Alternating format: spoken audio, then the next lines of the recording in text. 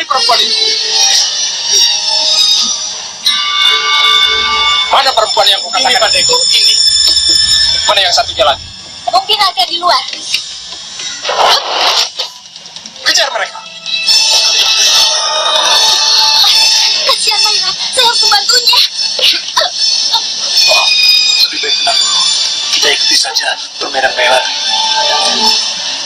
Di sebuah tempat persembunyian yang sunyi, Dewi Ambarwati berusaha tetap tenang meskipun nalurinya mengatakan bahaya sedang mendekat. Pasukan Tumenggung, dipimpin oleh seorang prajurit tangguh, tiba-tiba menemukan secarik kain yang mencurigakan. Kain itu tampak seperti miliknya. Tak butuh waktu lama, mereka segera menyisir setiap sudut ruangan dengan teliti. Namun, Dewi Ambarwati seakan menghilang.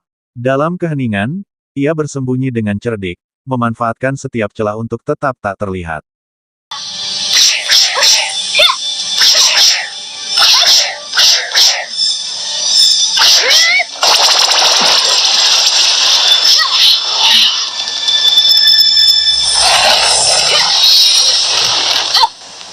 Hei, mana perempuan yang satunya lagi?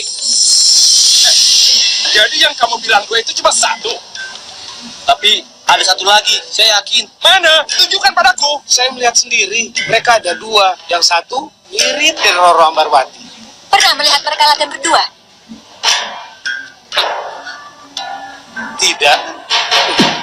Memang tidak. Berarti cuma saya yang dilihat. Tidak ada orang lain. Hah? Memang kamu salah lihat. Tidak teliti.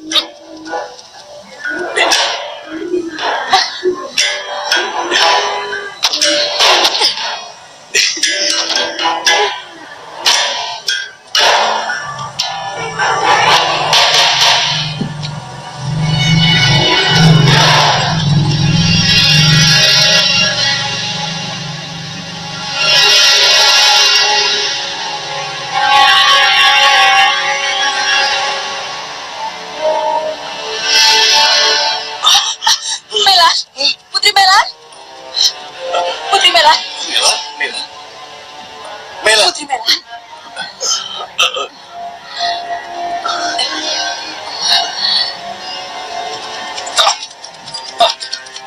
Berhenti.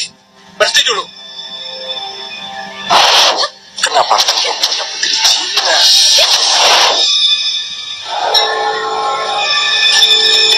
Hei, tunggu. Hei, siapa perempuan itu? Kalian masuk. Biar aku yang menemui mereka. Kami boleh masuk. Ya, cepat. Tunggu apa lagi? Ayo. Hei, tunggu dulu. Tunggu dulu. Hei, yang kalian cari tidak ada. Kenapa harus mencari-cari yang lain? Siapa kamu? Kenapa ikut campur? Kamu tidak kenal siapa aku.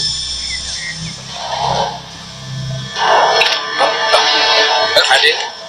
Hei, tugas pencarian Ambarwati sudah menjadi tugas rahasiaku, Bandiku. Kenapa kamu ikut campur? Maaf Raden, saya terpaksa melakukan pencarian karena Raden Sombo menggalakkan kembali perintah pencarian. Pulanglah. Lupakan semua yang ingin kamu ketahui. Serahkan semua padaku. Paham? Baik Raden. Dia kesini. Bagaimana ini? Kang Tembem tidak kenal siapa dia? Tidak. Tapi kelihatannya dia orang berpengaruh. Kalau begitu, menurut saja begitu berhadapan dengannya. Kalau begitu ia orang Katamenggungan. Tapi pakaian dan penampilannya tidak menunjukkan jabatan. Kelihatannya lebih mirip pedagang atau saudagar. Siapapun dia, keberadaan Ambarwati harus tetap dirahasiakan. Jangan khawatir. Dia berada di tempat yang aman.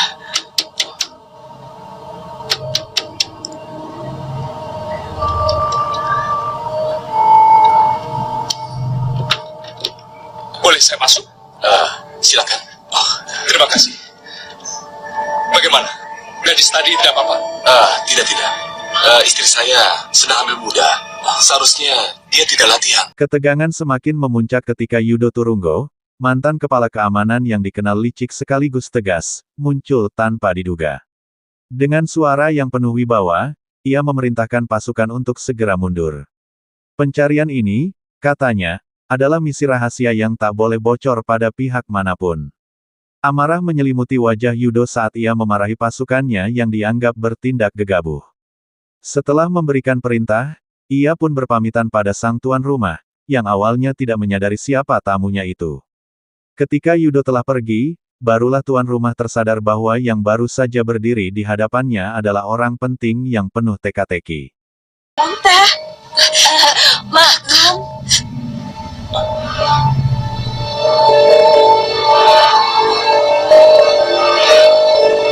Saya hanya mau mengatakan, nanti kalau ada lagi prajurit yang datang,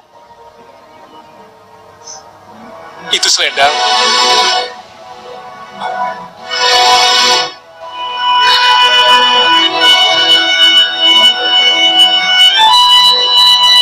tolong jangan diperlihatkan. Kenapa? Saya khawatir prajurit yang berikut akan lebih teliti. Dan dia tahu bahwa selendang itu milik Ambarwati. Para prajurit tadi pasti mengenal selendang itu. Karena sewaktu Raden Roro Ambarwati melarikan diri, dia memakai selendang itu. Dan dia sempat bertarung dengan beberapa prajurit Katulungan. Jadi banyak yang mengenali kalau selendang itu kepunyaan Raden Roro Ambarwati.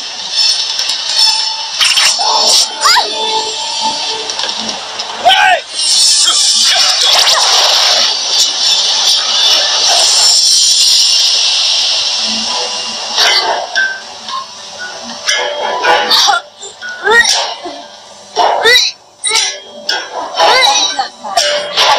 Jalan-jalan. Maaf, Raden. Oh, tidak apa-apa. Lebih baik saya keluar. Terima kasih telah menyelamatkan Ambarwati. Permisi.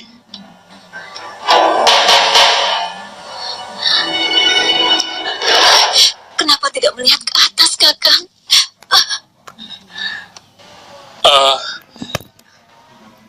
Saya kira cukup. Saya mau melanjutkan perjalanan saya. Iya, selamat jalan Raden, selamat jalan. Permisi. Raden, Raden ini sebenarnya siapa?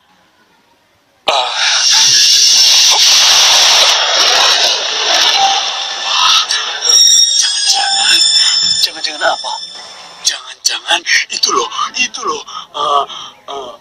Raden Yudo Turonggo, yang itu loh, yang pacaran sama Putri Ambarwati. Bukankah tadi ia sangat mengenali selendang Putri Ambarwati? Ia menyatakan terima kasih karena kita telah menyelamatkan Putri Ambarwati. Oh ya, sebentar.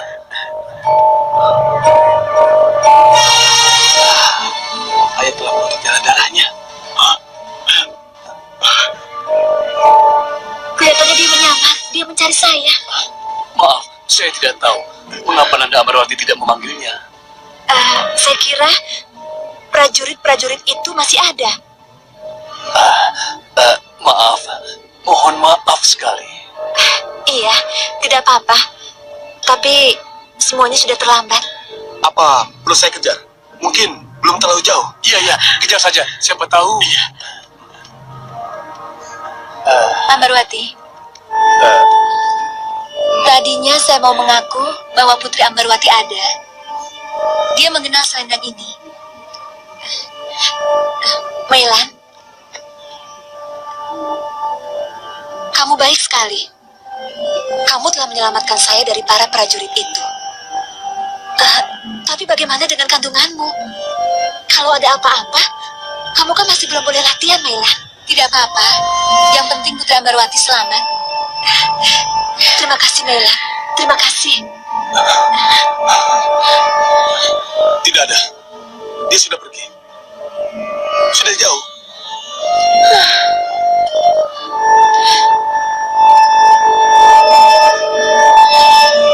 Kakang Yudo Turunggo, kalau Kakang melihat ke atas, kalau saja Kakang mau menjelaskan siapa Kakang sebenarnya, pertemuan kita tidak akan tertunda.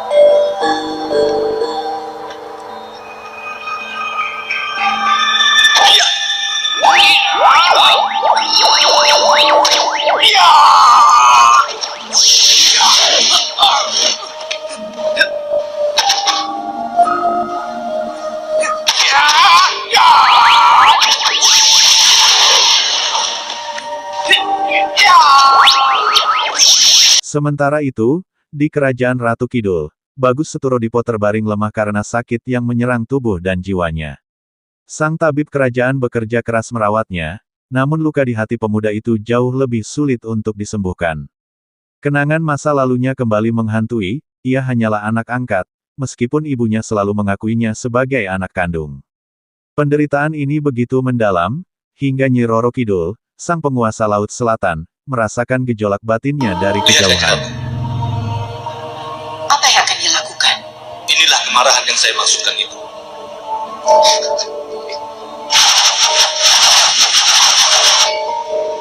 Saya tahu, ibu pasti bukan ibu saya. Saya ini anak temon, anak pungut. Saya tidak lahir dari rahim ibu. Itulah sebabnya, ibu dan Romo tidak mencintai saya sama sekali. Raden, ibu ini ibu kamu. Ibu sangat mencintai Raden. Ibu sangat... Tidak, ibu menyerahkan semuanya pada Mbok Trunowareng. Dialah yang menyusui saya. Dialah yang pula wentah saya. Dialah yang membesarkan saya. Bu, kenapa ibu tidak mencintai saya? Kenapa ibu tidak menyayangi? Nyi Roro Kidul menatap pemuda itu dengan tajam, seakan mampu menembus setiap rahasia yang ia simpan. Ia bertanya tentang asal-usul Seturodipo, membuat pemuda itu terkejut. Meski dihantui kebingungan, ia tetap memilih untuk menyembunyikan kebenaran tentang ibunya. Menyadari tekad pemuda itu, Nyi Roro Kidul memutuskan untuk tidak memaksanya. Namun, ia pun mengurungkan niatnya untuk mempertemukan Seturodipo dengan Dewi Nawangsari, seorang wanita yang tampaknya memiliki hubungan erat dengan rahasia masa lalunya.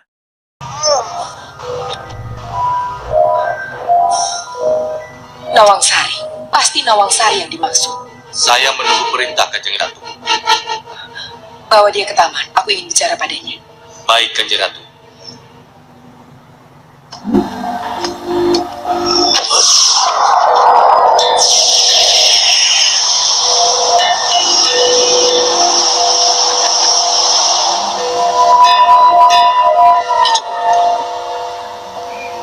Kanjeng Ratu menunggu Raden.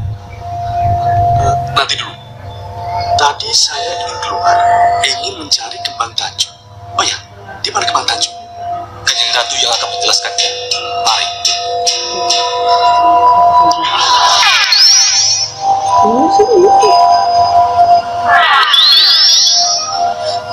Saya hanya sampai di sini. Baik, Joko Motro. Saya tinggal.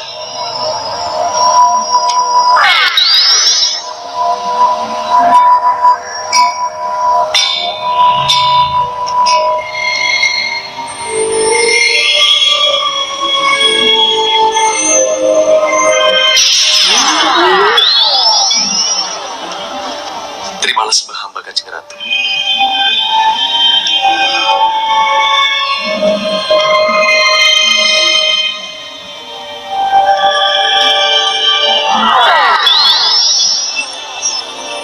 Kamu pasti berpikir akan bertemu dengan Kembang Tanjung. Tidak, Kanjeng Ratu. Tidak. Duduklah. Kembang Tanjung sudah kembali ke Katumukungan. Kembang Tanjung sudah kembali ke Katu. Iya. Seharusnya saya mendampingi dia, Kanjeng Ratu. Kenapa? Kembang Tanjung menjalani tugas yang salah. Tugas yang salah bagaimana? Atas perintah gurunya, Kembang Tanjung harus membunuh Cokro Nanggolo. Padahal Cokro Nanggolo bukan orang yang harus dibunuh. Yang harus dibunuh oleh Kembang Tanjung adalah Taji Saketi, yang mengubah namanya menjadi Ki Benjali, yaitu gurunya sendiri. Oleh Ki Benjali, Kembang Tanjung dilatih ilmu katakan tingkat tinggi, yaitu ilmu Sigar Semoko dan ilmu Udegung, agar ia dapat menandingi kesaktian Tumenggung Cokro Nanggolo.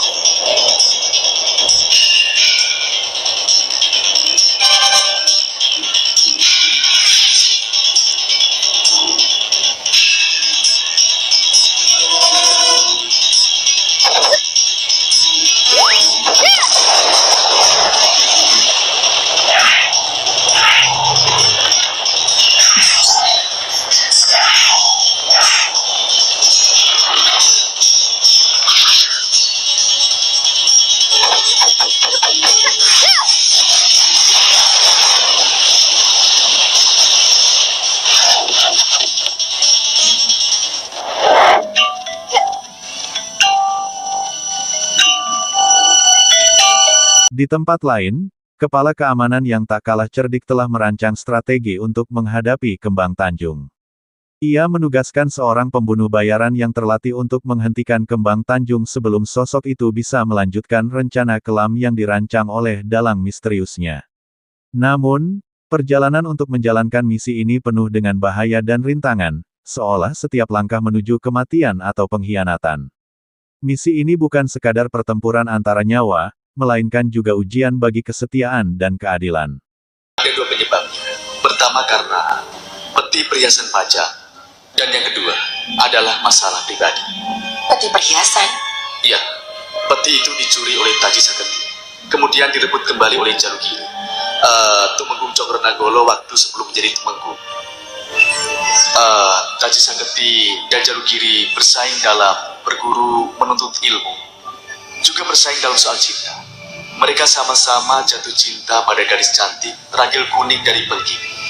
Tapi Ragil Kuning jatuh dalam pelukan Jalugiri atau Cokronagolo, maka Taji Saketi gigi jari. Itulah yang menyebabkan permusuhan mereka abadi. Bukankah itu Romomu sendiri? Di sisi lain, kepala keamanan yang cerdik telah mempersiapkan pembunuh untuk menghadapi Kembang Tanjung. Misinya jelas, menghabisi Kembang Tanjung sebelum ia melanjutkan rencana jahat yang telah disusun oleh dalangnya. Dalam perjalanan, misi tersebut menjadi semakin berbahaya dan penuh tantangan.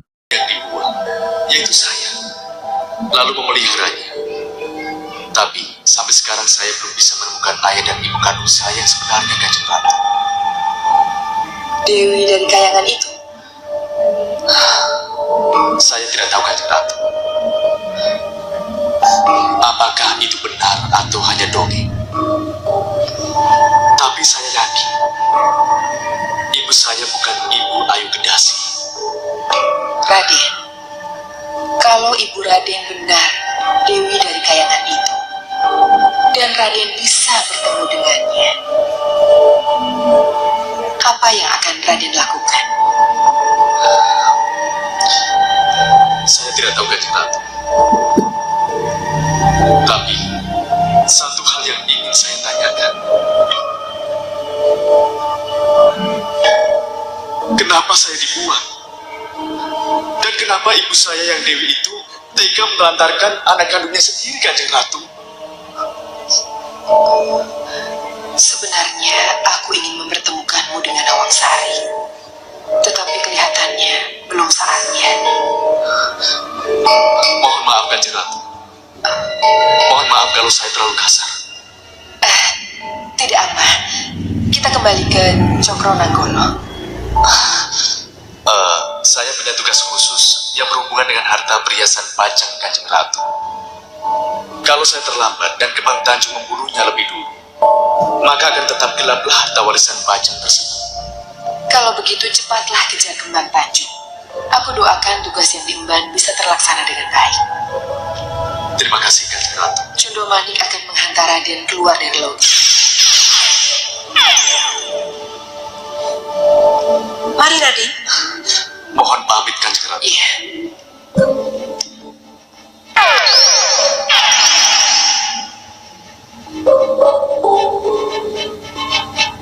Koco Benggolo,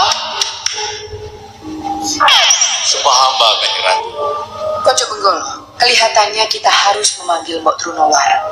Aku ingin mendengar langsung cerita asal-usul Bagus Torodipo darinya. Jangan khawatir, Kanjeng Ratu. Sayalah yang akan menuntun Trunawara menghadap Kanjeng Ratu. Mohon pamit.